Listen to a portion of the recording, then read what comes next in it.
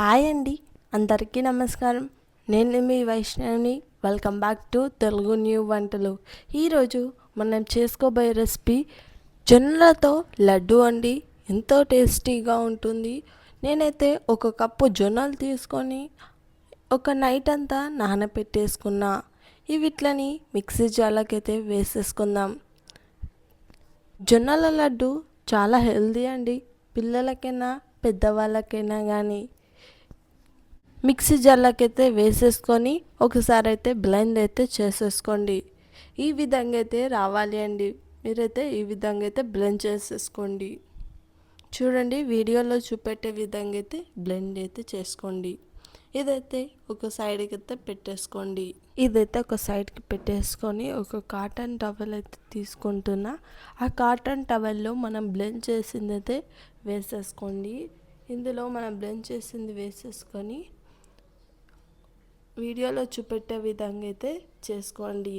అంతా ఒక సైడ్స్ కనుక్కుంటూ వీడియోలో చూపెట్టే విధంగా అయితే చేసుకొని ఒక సైడ్కి అయితే పెట్టేసుకోండి. ఈ జొన్న లడ్లు అయితే టేస్టీగా ఉంటుంది, చాలా రుచిగా కూడా ఉంటుంది. పిల్లలు ఇష్టం కొద్దీ అయితే తింటారు. ఒక జాలి గిన్నె తీసేసుకొని అందులో పెట్టేసుకోండి. ఈ విధంగా అయితే పెట్టేసుకొని ఒక బౌల్ పెట్టేసుకొని ఒక కప్పు వాటర్ అయితే వేసేసుకున్నా. అవి అయితే హీట్ కావాలి. ఇప్పుడైతే ఒక క్యాప్ అయితే పెట్టేసుకొని అయితే హీట్ చేసేసుకోండి. ఈ విధంగా చేసుకున్న తర్వాత ఒక సైడ్కి అయితే పెట్టేసుకోండి. ఒక బౌల్ తీసుకొని మనం చేసుకున్నదైతే వేసేసుకుందాం.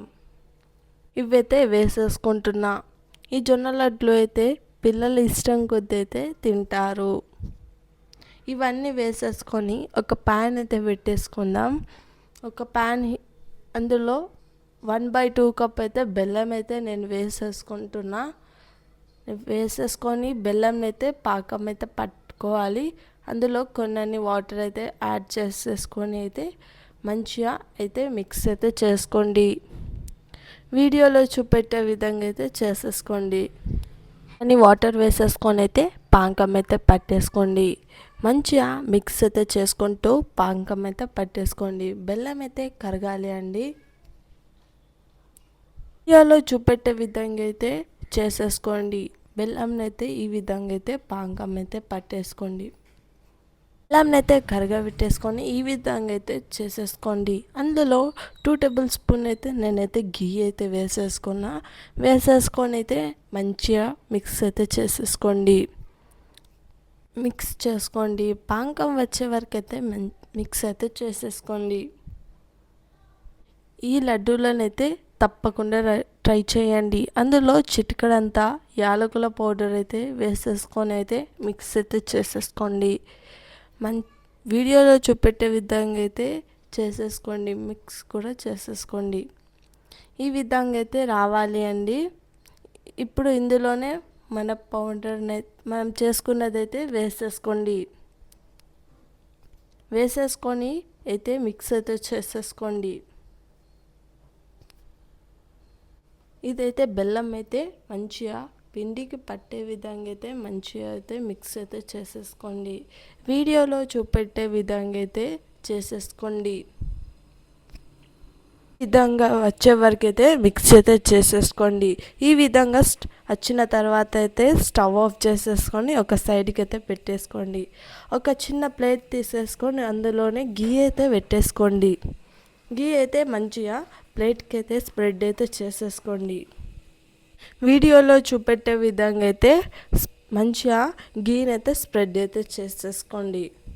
ఆ తర్వాత అందులో మనం చేసుకున్నదైతే వేసేసుకోండి. ఈ విధంగా వేసేసుకొని కొంచెంసేపు వరకు అయితే ఈ విధంగా రావాలి అండి. అంతా సైడ్స్కి అంతా స్ప్రెడ్ చేసేసుకొని ఇదైతే కొంచెం చల్లబడాలండి.